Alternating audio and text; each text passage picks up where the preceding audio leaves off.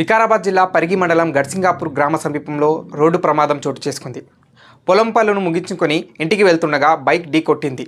దీంతో నడుచుకుంటూ వెళ్తున్న వ్యక్తి చంద్రయ్య ఒక్కసారిగా కుప్పకూలాడు. బైక్పై ఉన్న వ్యక్తిని తీవ్ర గాయాలు అయ్యాయి. 108 అంబులెన్స్లో వారిని పరిగి ప్రభుత్వ ఆసుపత్రికి తరలించారు. గడిసింగాపూర్ గ్రామానికి చెందిన వ్యక్తి మృతి చెందాడు. బైక్పై ప్రయాణిస్తున్న వ్యక్తి కర్ణాటక వాసిగా తెలుస్తుంది. సంఘటన స్థలానికి చేరుకున్న పోలీసులు కేసు నమోదు చేసుకుని దర్యాప్తు చేస్తున్నారు.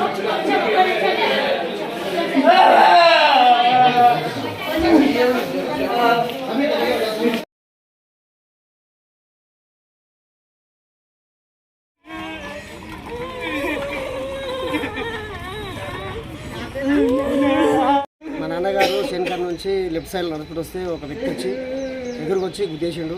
మా కాలు ఇరిగిపోయింది. ఇంతకుముందు ఆపరేషన్ చేసి ఉస్మానియా ఆసుపత్రిలో అది కూడా కడుపు గిరికపోయి ఇప్పుడు గవర్నమెంట్ హాస్పిటల్ తీసుకొచ్చినాము కాబట్టి గడిసింగాపూర్ నుంచి